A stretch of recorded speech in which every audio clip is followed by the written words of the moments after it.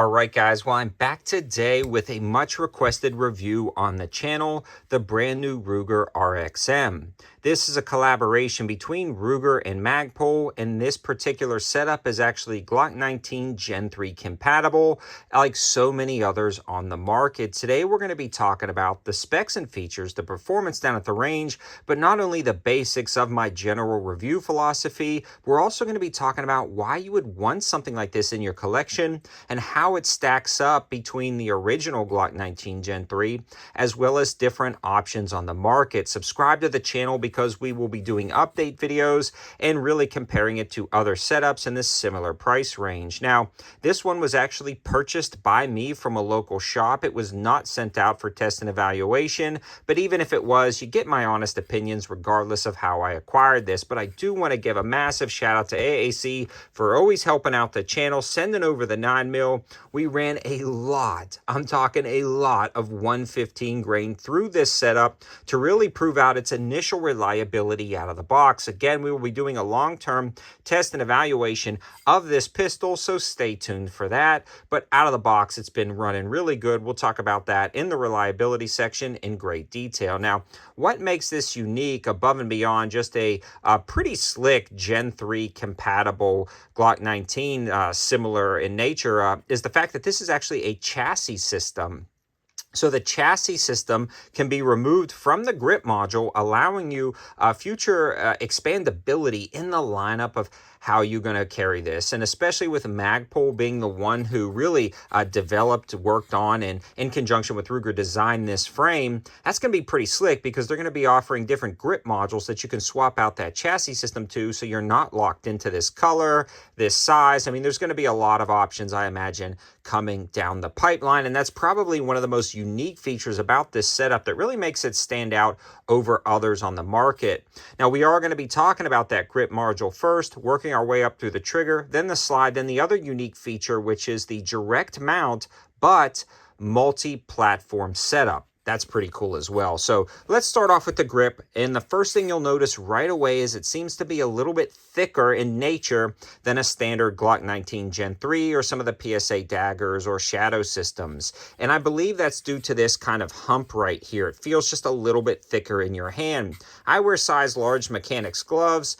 If I had smaller hands, I might feel like this grip is a little bit too thick, but maybe that's something that Ruger and Magpul will be doing, is offering different thicknesses of the grip module. When I talk about thickness, I'm actually talking about the length of the grip from front strap to back strap. Now, with that being said, with my size large mechanics gloves hands, it feels fine. It feels comfortable. It fits in good, like no issues there. But I could just see if somebody had a little bit smaller hands, that may be an issue. Now, because of that, you get a really nice undercut and a flared magwell, which works absolutely great.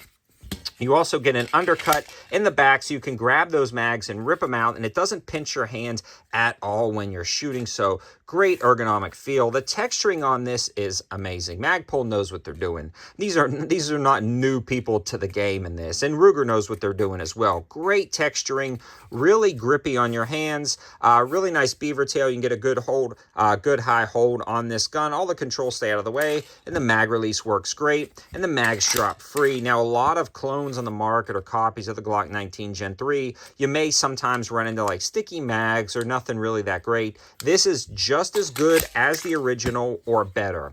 The grip, in my opinion, is just as good or better. So we're already getting bonuses over the traditional Glock 19, in my opinion. But let's keep moving on. The takedown lever is the same. You have index points on the side. You have a rounded off trigger guard, and the trigger guard is ample enough for gloved fingers, although it's not super large, but not super small.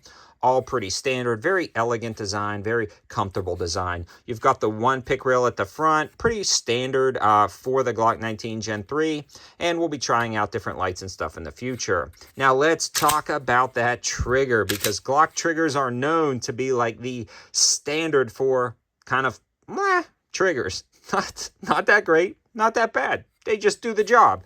But let's take a look at the Ruger RXM. You've got the trigger bar right here. That kind of falls right in place. No matter, I want to show you guys this too. A lot of guns will mess this up, but this one doesn't. No matter where you place your finger on the trigger, it does actuate the trigger bar so you can get a full press. You have a very smooth take up to a point. Slight sponge, then a clean break. So when you're pulling at speed, you don't really feel that slight sponge right there. Then you have a nice break. The reset though, audible, tactile, strong. You hit the wall, sponge, break.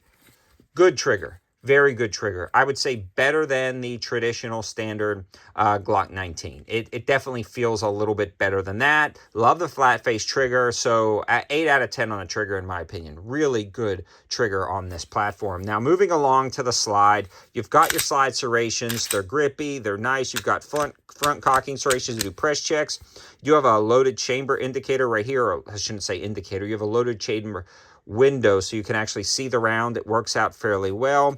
It also has tapering on the front of the frame and the slide, allowing you to holster really nicely, but it also has tapering on the back, so when you're drawing and when it's concealed carry, maybe under your shirt or something, you're not having any sharp edges that dig into your body. All of these edges are rounded and chamfered very nicely. They've done a great job with the slide. Like, it doesn't have a ton of holes for dirt to get in, like speed holes and other crazy cuts. It's just a good solid slide with everything you need and nothing you don't. The optics plate is where it's going to be pretty cool. I haven't messed with this yet, but this is going to be a multi-plate design capable of fitting RMR, RMSC, as well as Dr. Cut or Viper Venom cuts without a plate system. So when you remove this plate, you'll have a ton of different hole patterns and pin alignment pins that you can mount your optic. Now, for me, once I put an optic on a setup, I generally go with RMR optics. But if you had another optic that you were switching from guns, or you had a particular optic you like an RMSC cut, or you found a really great deal, the Ruger allows you to use all of those. You don't have to be locked into one, which is very innovative. And that is all thanks to that multi-hole design. But not only that, the multi-pin system that they're utilizing in there. Another great thing about this Ruger will be these sights. These are going to be lower 1/3 co-witness sights, so they're not super high, but they're definitely not low profile by any means. Metal sights, and this is a front high-vis tritium night sight. So you're going to get glow in that sight. I don't know if you can see. Yeah, you can kind of see that glow popping up. That's absolutely awesome that you're getting that out of the box. This is all stock out of the box. So really awesome set of sights. And the slide, I would say, with that optics cut is going to be a little bit better than Gen 3 stuff. I love the fact that it's no plate. Not a huge fan of the MOS plate system on the Glocks. Don't get me wrong, it works. I'm not knocking Glocks here, but for the price and being an MSRP of about $2 less than the Glock, you're getting a lot more than what you would get with the Glock. Now, when it comes to reliability, this was 100% reliable, not a single malfunction whatsoever. And beyond just no malfunctions, I want to discuss the reliability when it comes to feed, feel, and ejection pattern. It fed great out of every single magazine I tried, including the Magpul ones that it came with, Glock factory mags and KCI mags. No issues whatsoever, so it seems to be incredibly compatible and reliable with a wide variety of magazines. It's not picky at all. Now, we did really just run a lot of 115 grain ammo, but more ammo to come in the future, but no issues with the ejection pattern. The ejection pattern was strong, it was consistent, and it worked out well, which are all signs that this is going to be long-term reliable with no issues whatsoever. In the test and evaluation process so far, this thing is running like a champ, so definitely like 10 out of 10 on reliability so far. Now, is this the Glock killer that everybody has been talking about? I don't know if it is, but it's pretty darn close. It does a lot of things, and it does a lot of things well. A lot of guys are going to say it's just another clone. There's a million of them out there. There are cheaper versions on the market than this when it comes to Gen 19 or G19 Gen 3 compatible setups, but this is very, very, very affordable. Comes with 2 Magpul PMags in the box, a nice case, the optics mounting system, the night sights all included, and the fact that this is a modular chassis system that you can swap out grip modules is going to be great for different people in the future. I like it. I really like it. I do think it has a place in the market.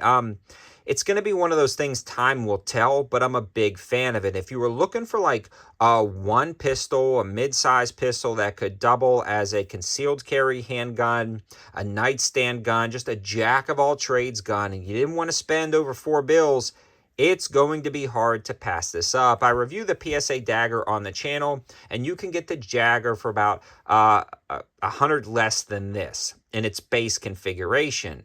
So you do have a very great, that I absolutely love options on the market, but this is good. I'm glad it came to the market. More choices are better. And I like this handgun. I will be doing more reviews in the future. I will be putting an optic on, threaded barrel, the whole 9 yards. But let me know your thoughts in the comments section below. Would you ever consider the Ruger RXM? Are you absolutely burned out on budget 9s?